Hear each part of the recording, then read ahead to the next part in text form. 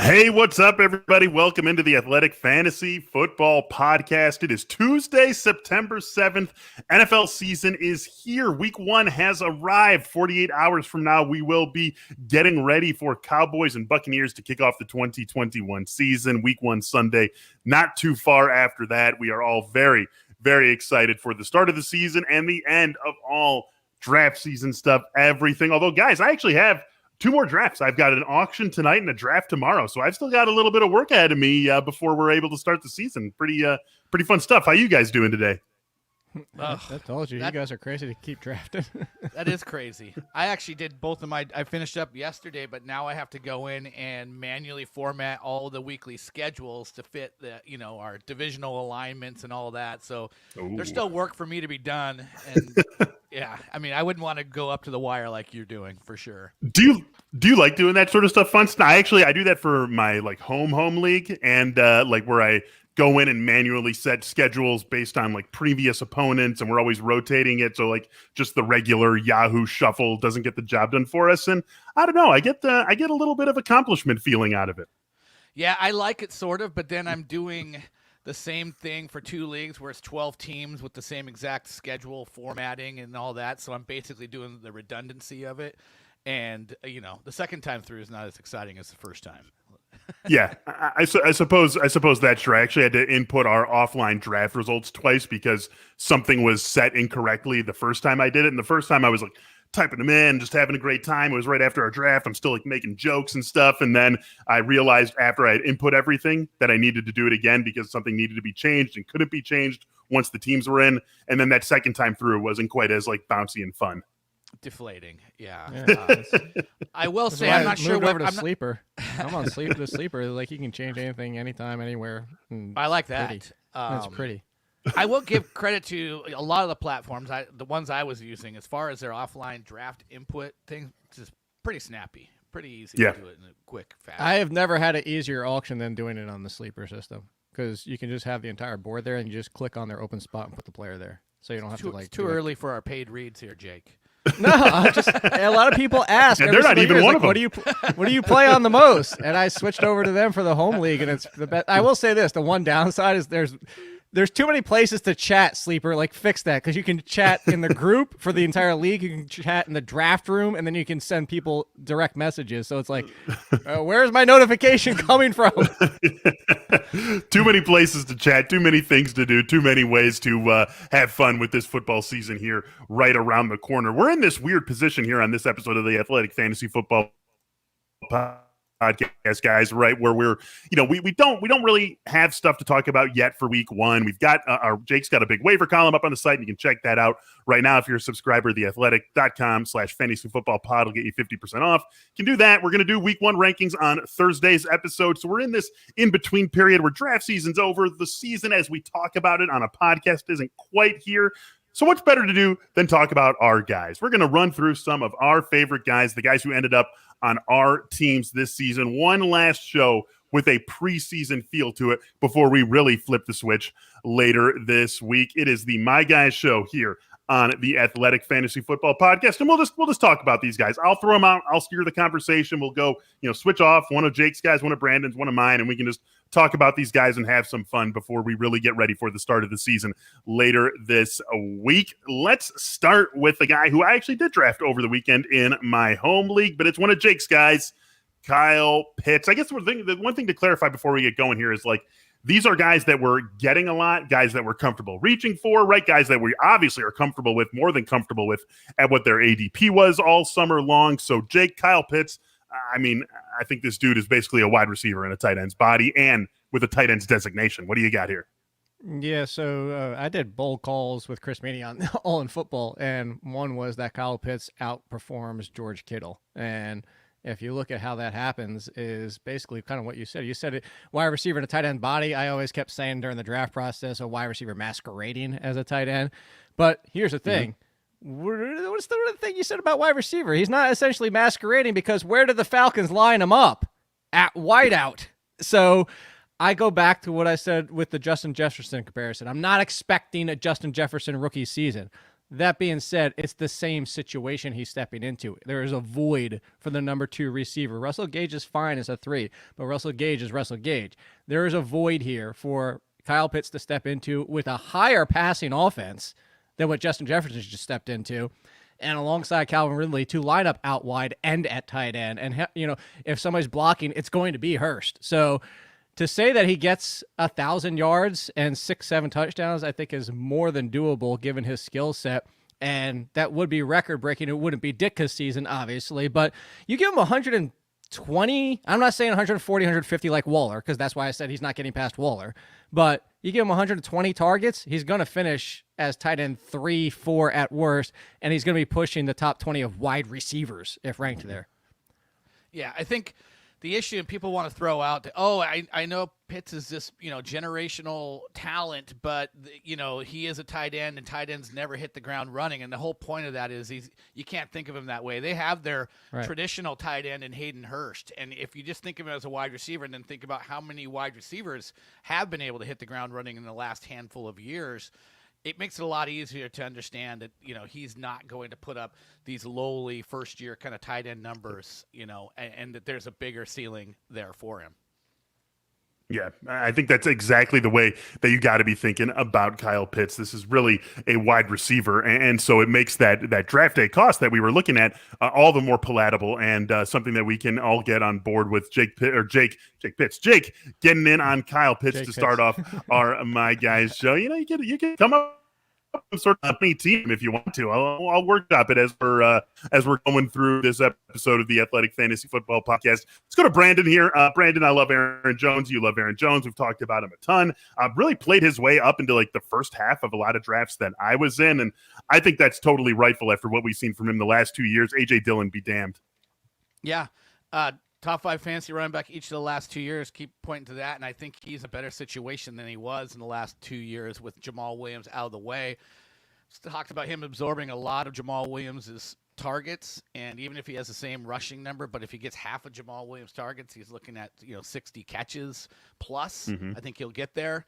So yeah, I would not be surprised. He's one guy that I'm getting outside the top 5 picks that I think has a real strong possibility of being the number 1 fantasy running back. Wouldn't completely shock me. So we've talked about Aaron Jones a decent amount in the past. I won't have to belabor it too much.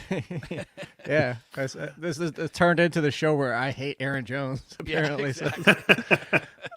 I don't disagree with you at all. I think Nick Chubb's in a similar but different situation. Not seeing the passing volume, but somebody that you told me like Nick Chubb. I said Austin Eckler already. That was one of the bold calls when we did him on the last show. Is that Austin Eckler is going to be top 5? But you tell me like Austin Eckler, Aaron Jones, Nick Chubb, some of those running backs at the back RB1s that could finish his top 5. I would put him in the mix. Yeah, I was in were you stunned, Beller? You stunned like I'm praising Aaron Jones? Is that what that was?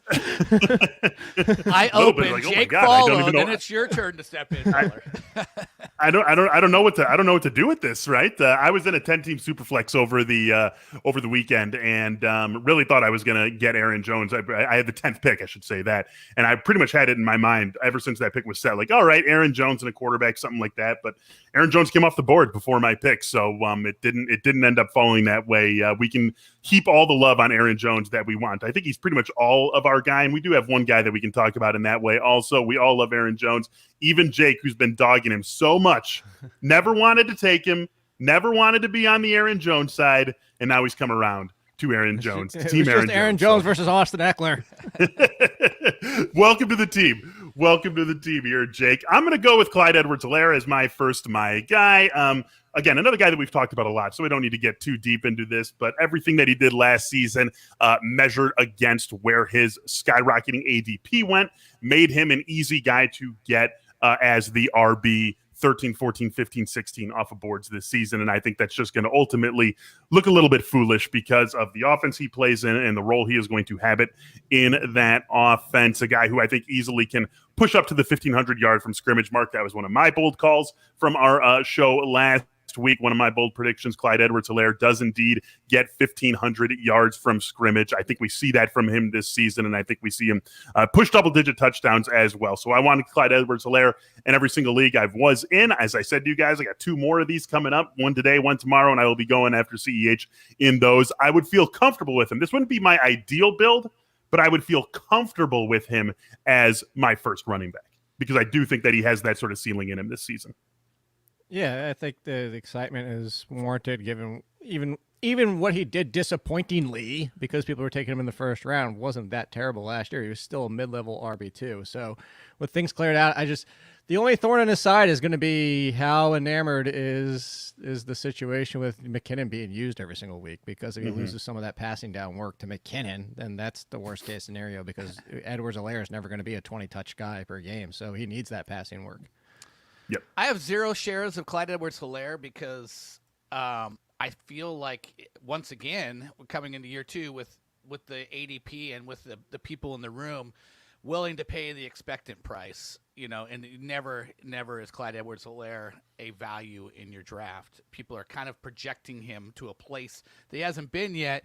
My issue is that, probably not the goal line back. For a guy that looks like he could be great in the passing game, they didn't throw to the running backs in Kansas City that much last year. There is Darrell Williams, there is Jerick McKinnon. So yeah, I mean, I'm not going to push him.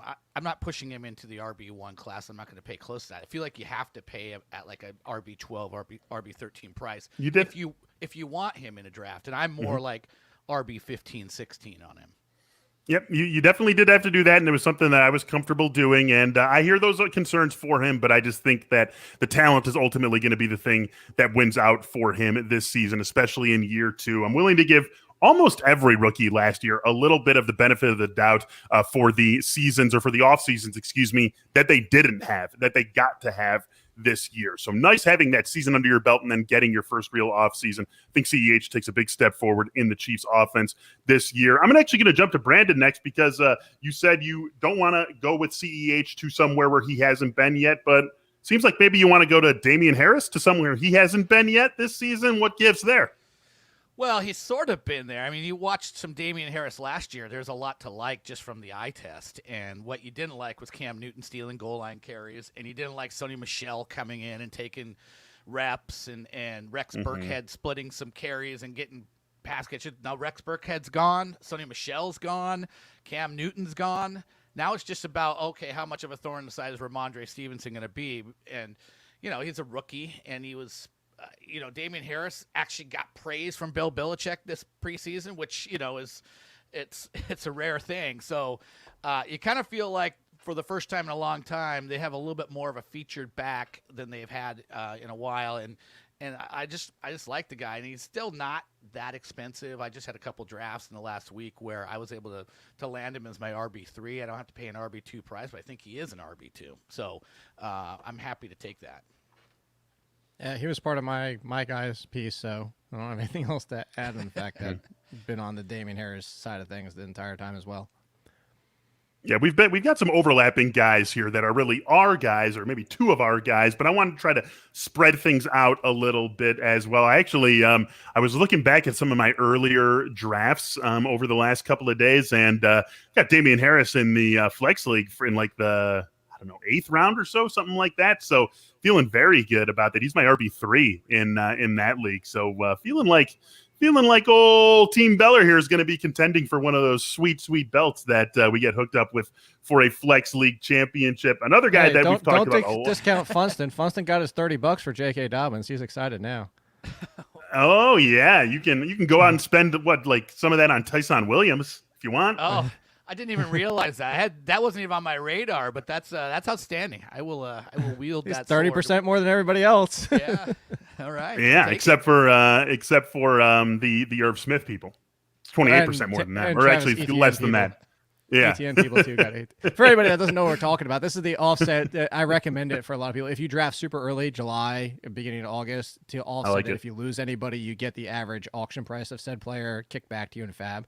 So Funston lost Dobbins. He gets $30 in Fab because that's where Dobbins was going, was about $30.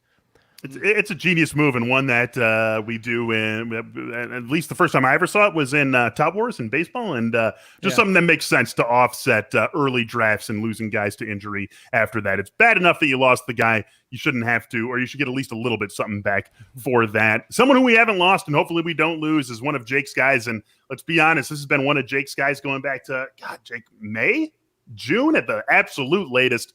Mike Davis.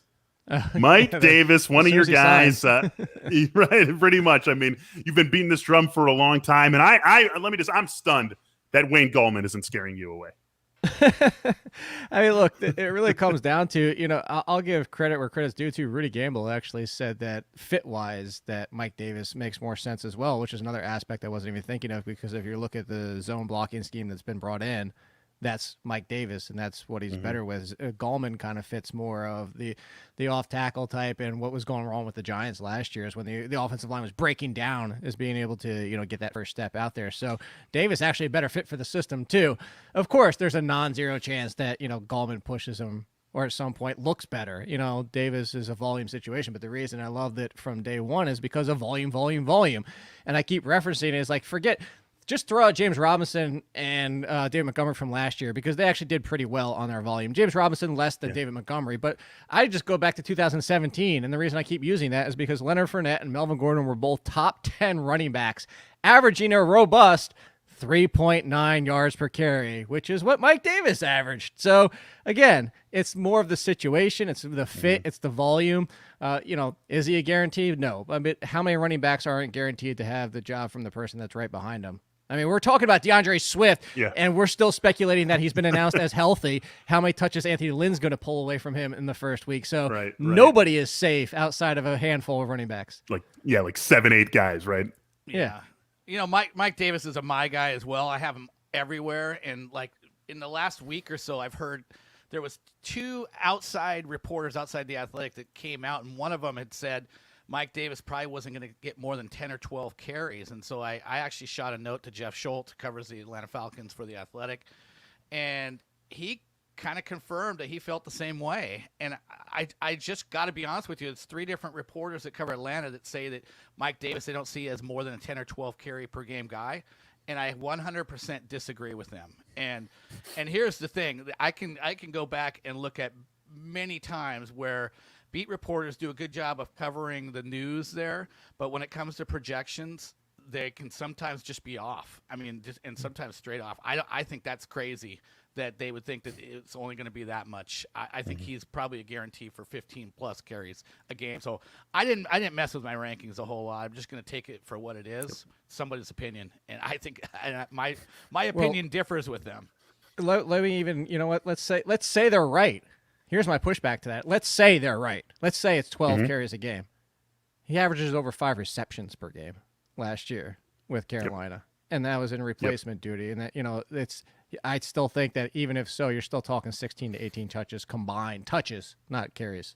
Yeah, and I remember like the running back coach talking up his receiving skills earlier in camp as well. So obviously it's not a 1-for-1 offense. It's not like he's stepping into an offense that built itself for Christian McCaffrey, and so that running back role has to exist in that same way. But if you saw what Mike Davis did as a receiver last year, why would you take that away from him? Because he was very good in that role. He was a dangerous pass catcher. He was an adept pass catcher. Obviously not the explosiveness of Christian McCaffrey, but filled that role pretty darn well. And I don't understand why you would suddenly take that away from him when he has shown you it's a skill he has and it's something he can bring to bear in your offense. So again, another one, we're going to have to find some more areas for disagreement, although I guess that's part of what doing a show twice a week with each other for like a combined hour and 45 minutes per week is going to do. You're going to start to like some of the same guys. You're going to have some of that overlap. Oh, there we go. That's exactly what we're looking for. What about Tua Tagovailoa's face? Because I think it's one we're going to see smiling a whole lot this season on the field.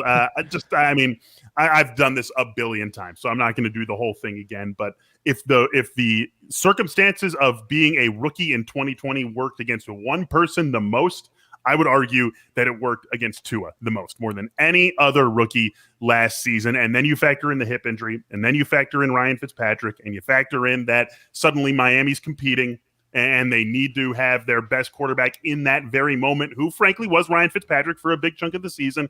And so just all of that worked against Tua, and all of that is gone. Not most of it. All of that is gone this season.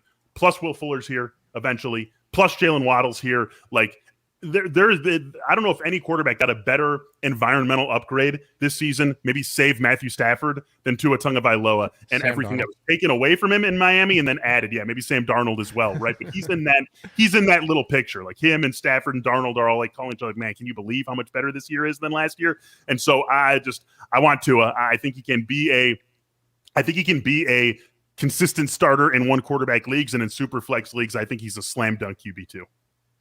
No question. I said we're going to agree.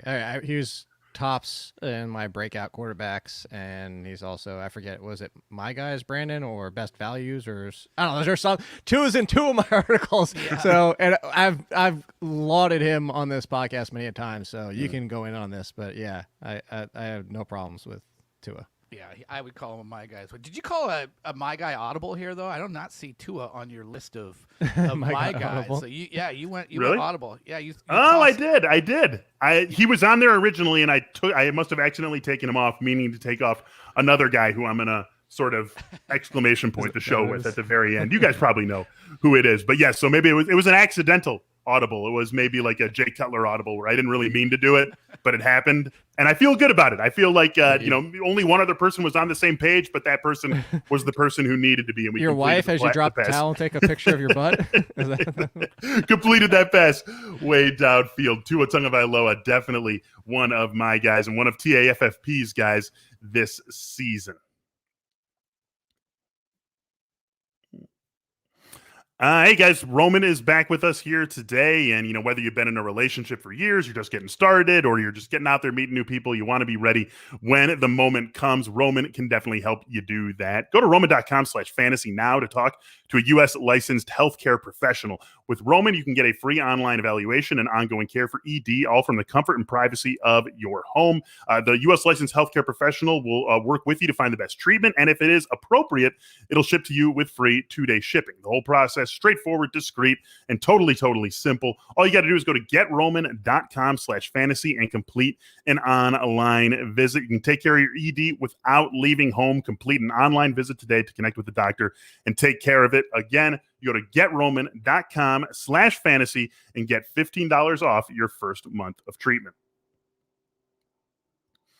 Many small business owners are busier than ever today, and because they're focused on managing and growing their business, they can't always spend the time that they wish they could on recruiting.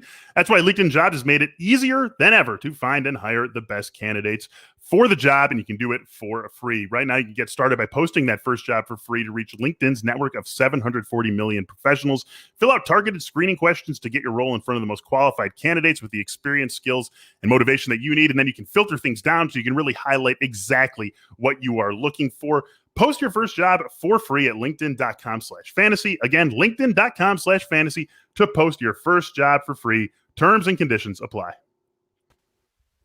All right, as I want to stay at the running back position, one more running back apiece for each of us. And actually, maybe we've got others coming, but I just mean the next three players are going to be one running back apiece. We're going to go to you first, Jake, because Michael Carter is someone who slid down draft boards because of the usage that we saw Ty Johnson, because of the fact that we saw Michael Carter out there a lot with second and third teamers in the preseason, but you are still on board with him as one of your guys. Let's hear that second half breakout case for Michael Carter.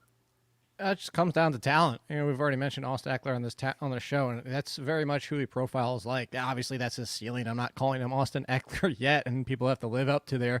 But, for the easy, what people like a lot of times want when you're describing somebody's ability, they want like an easy player comp so they can think of it in their head, and that's Austin Eckler. But I bring up Eckler as well because Michael Carter's never going to be a 20-touch guy. He's never going to be carrying the ball 15, 20, 18 times a game. So that mix of getting around 15 touches, but half of it coming in the passing game is really his upside. And, yes, Tevin Coleman sounds like he's the lead as of today, and Ty Johnson has looked good, but this is similar to the Wayne Gallman thing. Like, we know who Ty Johnson is at this point. Like, why is a good preseason making people think that Ty Johnson isn't just exactly the Ty Johnson we know? He's young, but, he's still Ty Johnson, and Tevin Coleman's looked fine at times, but he's a very straight line runner. And that was one of the compliments that they gave him. shot out a cannon, great straight line runner. We've known that about Tevin Coleman. That's all he does is he's a great straight line runner. That's the problem for Carter to start the season is it's a committee, and we do have Saleh coming from the Shanahan side of things who has, and he brought Coleman with him, quote unquote. So, those are the concerns, but I think by 6th, 7th week of the season, it's kind of similar to Miles Sanders' rookie year, and Carter's the lead, even though it might not be the lead of like 20 touches per game. Yeah, what's Tevin Coleman? He's like 28 years old on his third team. Like, he's not Adrian Peterson, so I'm not going to be afraid of a running back like that over the guy like Michael Carter, who has the talent Jake's talking about. I loved his film. I've brought that up before. I have him on like every team. I had to purposely not draft him like in the last week on one of my teams because I was like, okay, if Carter's nothing, that's nothing for every one of my fantasy teams. I had to pump the brakes somewhere just to have some relief. Could be Michael Carter Funston. Yeah, exactly. we're used to hyphenating that name in the sports world. Get out there as Michael Carter Funston and totally put all your eggs in that basket. Another basket that you're diving into, Funston. Your next running back up on the board here is Kenyan Drake. We know he's going to be splitting things with Josh Jacobs, and that's really what made me raise my eyebrows, Funston. We've been doing this show together for 2 years, and you were Mr. Josh Jacobs last year. You're loving Josh Jacobs this summer. And now, I mean, are you turning on your guy here? Are you going full Kenyan Drake? Is this a heel turn against Josh Jacobs?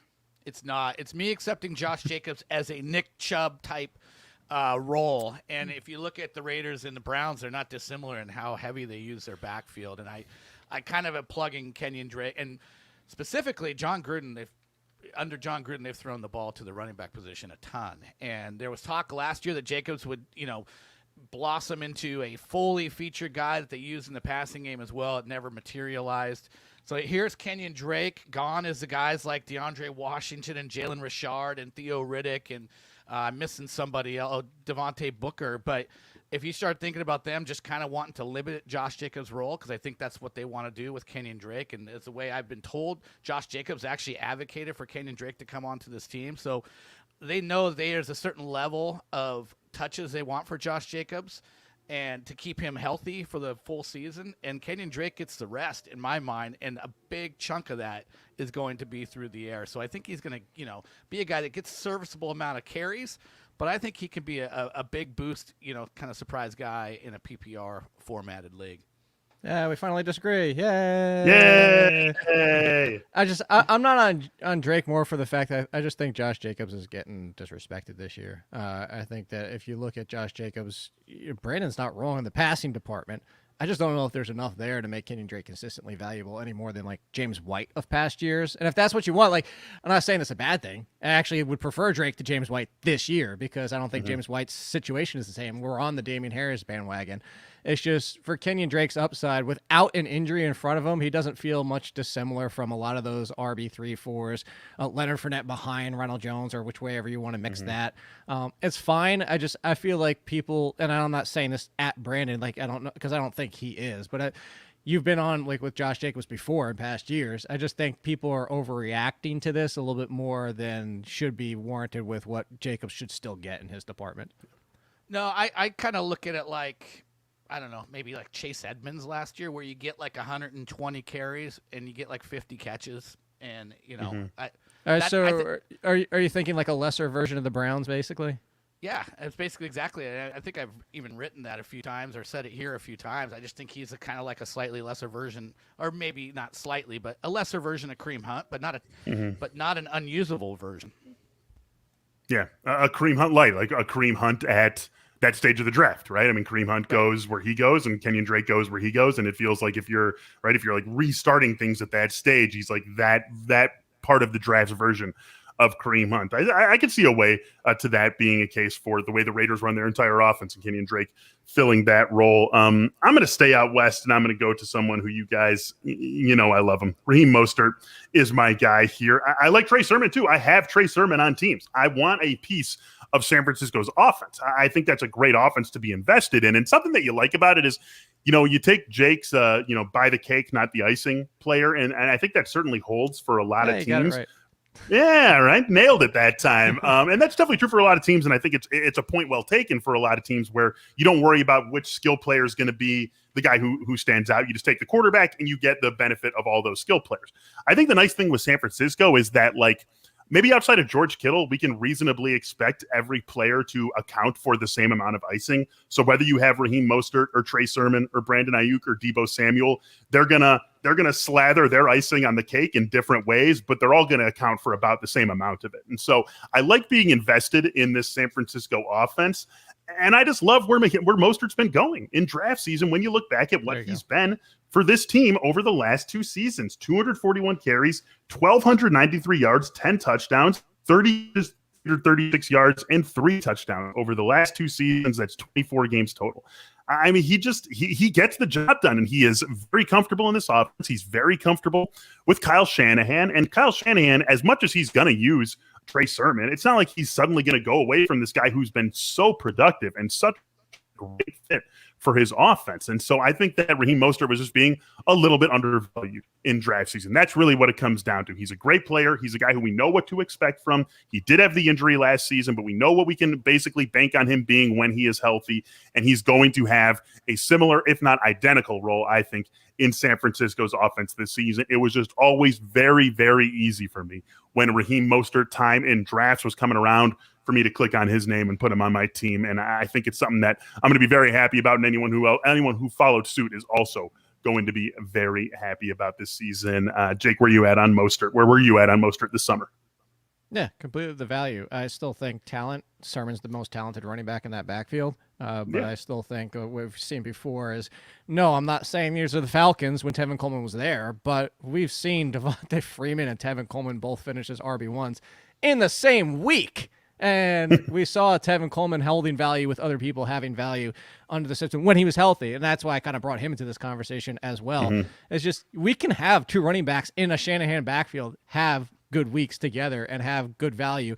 There will be frustrating weeks while both of them are healthy, but the real upside of why you can like Sermon or Mostert is, I think I said it a couple of weeks ago, and I feel like Brandon was nodding while I was saying it, is that everybody's like, imagine Sermon, and I've been one of the ones that have said this, imagine Sermon if Mostert goes down and gets hurt again.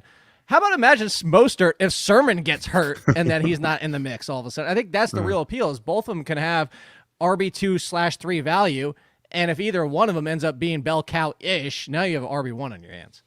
Well, I think the thing to say here is there won't be a bell cow, because if one of those guys goes down, Jeff Wilson comes in at some point. You know, does he know? That's when is he supposed to be back? Like week 8? Always have 2 guys 8. though, and I'm very comfortable if those 2 guys are just Mostert and Sermon. I mean, on both of them, if that's the case. Yeah. As Jake said, I mean, we saw in Atlanta when Tevin Coleman and Devontae Freeman were for the season RBs 1 and 2. You know, like. They were both in the top 20, and that they're capable with this offense of doing the same thing, you know, if things break right. But yeah, you're happy to take whoever's cheaper in the draft, I think, is the way it goes. So I'm with you on Mostert. Yeah, the answer about a Kyle Shanahan backfield is not which one; it's just yes. And you'll take Mostert, you'll take Sermon. They're both going to be productive, and you didn't have to pay through the nose to get either of them this draft season. Let's go to a batch of wide receivers here. This was one over the weekend, that draft I've referenced a couple times. This guy I just missed out on by a couple of picks. Felt like a real bad snipe, and one I was very disappointed to miss out on. We're lumping him as one of Jake's guys. I think all 3 of us are in, however, on Courtland Sutton. Oh, yeah.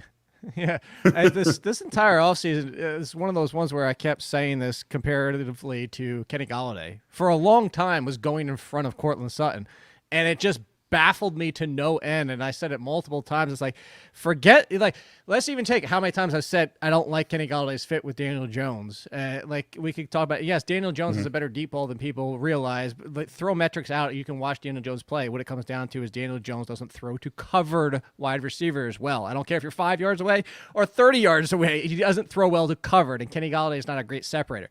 But let's put that to the side. The one thing I kept saying about Golladay versus Sutton is, who's been the better number one consistently for his, granted, brief career, but over that season versus Golladay, who had that one great touchdown volume season. And on top of it, who is likely ready for week 1? Courtland Sutton. Kenny Golladay has not yet even touched the field, and then Courtland Sutton comes out in week 3 and is cutting on a dime just like he used to, and then all of a sudden everybody was like, oh, maybe we should take Courtland Sutton. Yeah, you should have been taking Courtland Sutton in front of Kenny Golladay all along. Yeah, I was recently looking at some rankings of, an industry pundit that I respect, and he had Courtland Sutton at wide receiver 37, and I lost a little respect for him just in that. But it's like, man, I think a lot of people are they kind of forgot who Courtland Sutton can be, and that little glimpse from the preseason was enough for me because it showed some things that are still there that I fell in love with when he, went off in the second season. So, yeah, he's the number one there in Denver. Jake, I think in the flex draft, I got crap from whoever was announcing it at the time for taking Courtland Sutton. I know. I defended you on Sirius XM. Yeah, and they thought I should have taken Jerry Jeudy instead. I'm like, really? Is it? I mean, that's why everybody keeps telling me I hate Jerry Jeudy this year. It's like, I feel like that draft happened at like the height of Jeudy mania, right? It was early August. Yes. We still weren't sure if Sutton's going to be ready. Judy's putting up all these highlights in practice. But yeah, I think you made the right choice there. And hey, just to tie it back to Courtland Sutton versus Kenny Golladay, if Kenny Golladay plays, those guys are going to be on the same field week 1. Broncos are -2.5 at BetMGM. So just something that you might want to think about with those two teams getting together. Brandon, let's get to a wide receiver of yours, one of your guys, and someone who I think is comfortably a top 20 receiver. You can make a wide receiver 1 case for certainly this season. He's got a new quarterback. He's got a big role in his offense. It is Robert Woods. Yeah, this one doesn't need a whole lot of explanation. He's been in the last 3 years wide receiver 13, 16, and 10 in half PPR. That's been with Jared Goff. He's just reliable. And you mentioned you can make a wide receiver 1 case, but you really only have to pay about wide receiver 15 overall. So you get him at his floor, and you have that ceiling for potential top 10 returns. It's business as usual with the Rams, except for there's just a huge upgrade at quarterback. Yeah, we've been on this all summer long, and Jake, you've been on that too. Woods over Cup all day. But it's close. I just give him both of them. I mean, they were already both borderline wide receiver 1s with Jared Goff, and now you're Matthew Stafford. Done. That's the end of the argument.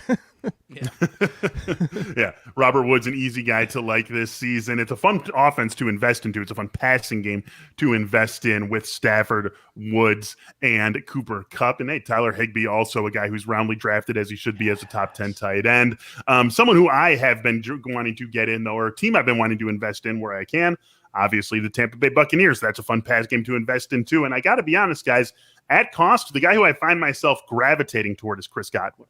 More so than Mike Evans, more so than Antonio Brown. Chris Godwin and Mike Evans, they're going about the same spot in drafts. It's 6 of one, half dozen of the other with cost. Antonio Brown, you're going to go a little bit farther down your draft board to find him, but you were very often, if you were choosing between Mike Evans, if you were the first person to draft a Buccaneers receiver, you were choosing between Chris Godwin and Mike Evans, and I always found myself taking Chris Godwin. I just loved what we saw from him last year. Only the 12 games played, but he still gave you what he gave you, 65 catches, 840 yards, and 7 touchdowns. And you do that in 12 games, and you really don't think there's going to be any reason for that Tampa offense to change. You did a good chunk of that with Antonio Brown playing his best football of the season, and then you remember that Chris Godwin had 2 different injuries in week 1 and week 2. He had another injury in week 7. He was never really, even though the 12 games he played, he was never at 100% right from the jump. And we talk about NFL players, no one's 100% at the end of the season, but Chris Godwin wasn't 100% in week 3 or week 4. And he was still able to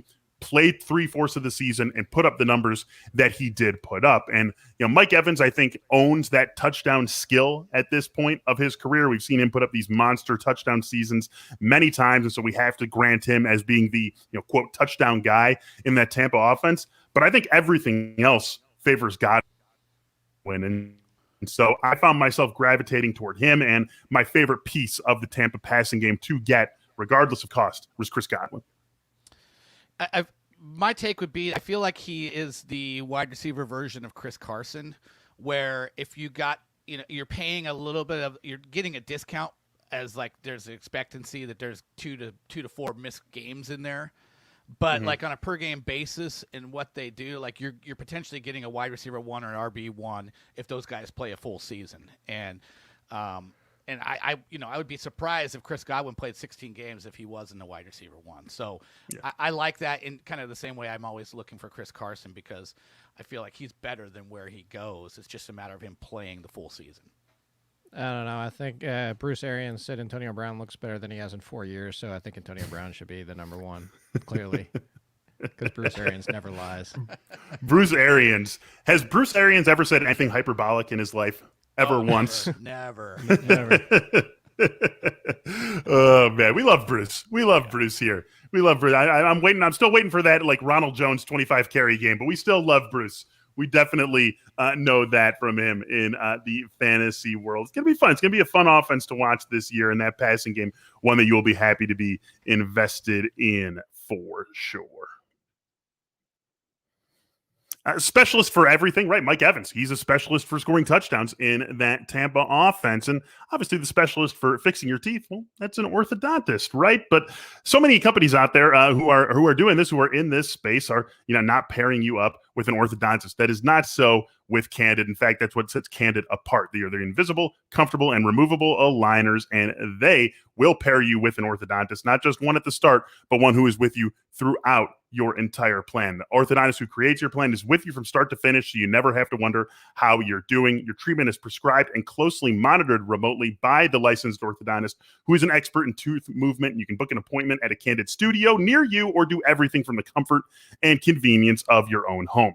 The average Candid treatment is just 6 months, and you'll start seeing results way before that, and costs thousands less than traditional braces. Plus, you get Candid's teeth whitening treatment for free. Go to candidco.com/fantasy. Use the code fantasy. Again, that's candidco.com/fantasy. With the code fantasy, you will save $75 on your treatment. Again, candidco.com/fantasy. Be sure to throw in that code fantasy as well. Fantasy is here. We've been building these rosters. We're talking about our guys. You want to make sure that roster of body parts is taken care of as well. Join the 2 million men worldwide who trust Manscaped, and get ready for kickoff by going to manscaped.com/fantasy for 20% off and free shipping. Got the Performance Package 4.0 right now. Includes the Lawnmower 4.0. It's the best tool out there for the modern man when it comes to grooming. It's got a super powerful motor, but it's very safe thanks to Manscaped's advanced skin-safe technology. It also has a spotlight on it, so you can see everywhere you need to see as you are taking care of yourself. The package also comes with the Weed Whacker ear and nose hair trimmer, trademark Crop Preserver and Crop Reviver, and the Performance Boxer Briefs and Shed Travel Bag. You get those thrown in for free. Again, 20% off and free shipping if you go to manscaped.com/theathletic. 20% off and free shipping at manscaped.com/theathletic. Let's get to our last couple of players here, guys. We're going to go to Jake. We've only talked about one quarterback thus far, that being Tua Tagovailoa. Let's get another quarterback on the board here, Jake. Trevor Lawrence taking the NFL field for the first time in a real game this Sunday against Houston. You think it starts off well for him and keeps on going well? What do you got on Trevor? Yeah, and I also, because I didn't put Joe Burrow because we had talked about Burrow enough. I don't want to say it for like the 10th time.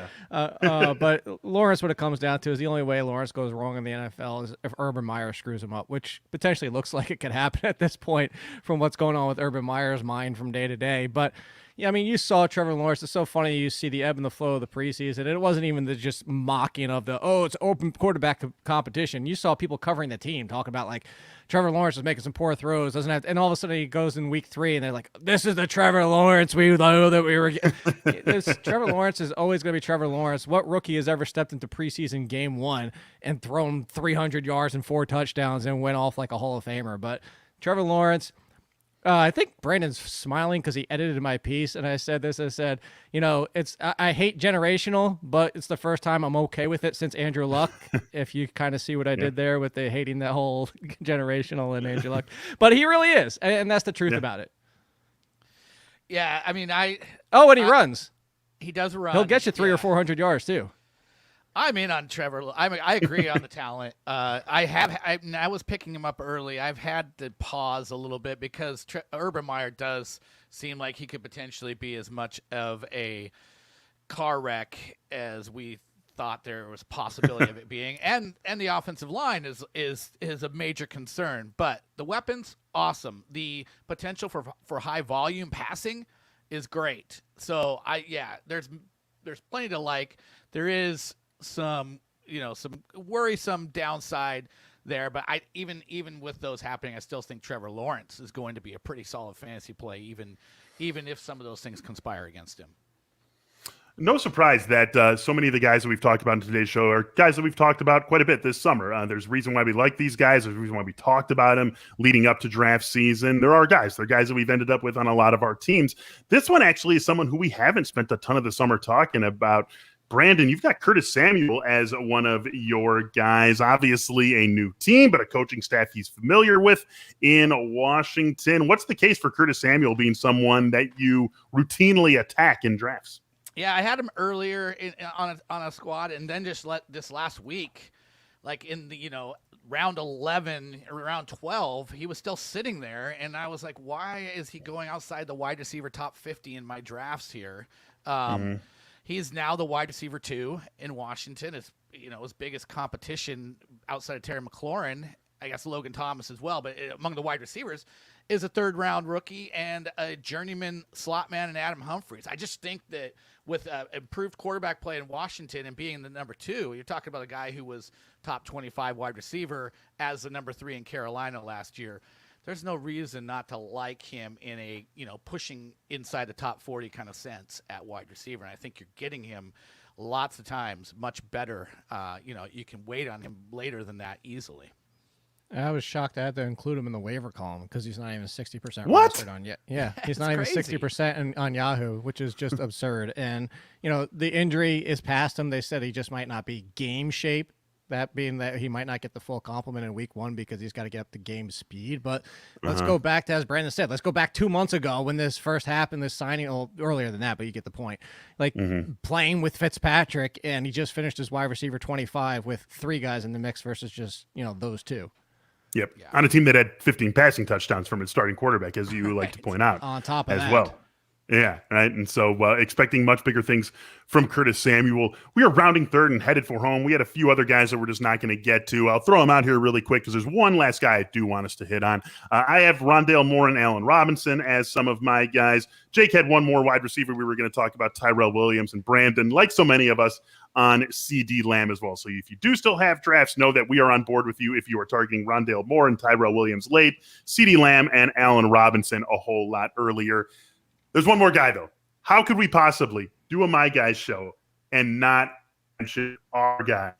Our guy, TAFFP's guy, Joe Burrow. We had to get him in there. We had to get him. I mean, we might be the 3 highest guys on Joe Burrow in the entire fantasy industry. We're going to mention him. We're all sharing him in the Flex League. We all have him as top, 8 quarterback. I know I have him as a top 8 quarterback. I mean, we got to mention Joe Burrow. We're staking everything on Joe Burrow on this show. Yeah, I think I'm 10 on him, but I'm definitely a solid QB1 on him, as Jake has pointed out many times. There's mid 600 plus pass attempts to guys like T. Higgins and the top rated receiver in the draft and Jamar Chase, and just as reliable slot guy in Tyler Boyd as there is, and a guy in the backfield that can catch the ball really well. There's just good weapons, high volume. What's not to like? The only thing I might not like is maybe he just doesn't run. Yeah, it's as much as like Trevor Lawrence. So that's just, if you want to nitpick there. But yeah, we've been on Joe Burrow. Like you said, this is the show's quarterback for this year is Joe Burrow. Would it be crazy if he had a Tom Brady 2020 season? A Tom Brady 2020 season with that 40 touchdowns, 12 interceptions, 4,700 yards, right? Something like that off the top of my head. Would that be crazy? I think that's totally within range for Joe Burrow. The interceptions might be higher. The touchdowns feel heavy. The 40 touchdowns, that's what feels heavy to me. 4,700 yards and 30 plus touchdowns. Yeah, but the 40, I'm just hesitating on the touchdowns just because of the offense as a whole. Sure, you want to be by nature be conservative about these projections. This is something that you would throw out during our bold prediction show. What was that last week? That's more in line, but mid 30s. That's not crazy. Yeah. I don't think. And that's really good, by the way. All right, do you guys know who led the league in passing yards? Do you know who led the league in passing yards last year? Nobody can ever get it right. I do. I know. You do? I do know. I do know. And you say because I know most. I actually just found it out like 2 weeks ago. I know because of Best on the Board, the Athletics' new gambling podcast. Check it out. So I won't say, Brandon, you have a guess? Brandon, take a guess. Oh, gosh. I just saw this the other day. It did surprise me, and I've already forgotten it. Go ahead. Give it to me again. Someone like... It was Deshaun Watson. He's not going to play this season. That's it's Deshaun Watson. Okay. Yeah. 4,800 yards last year. Nobody ever realizes that.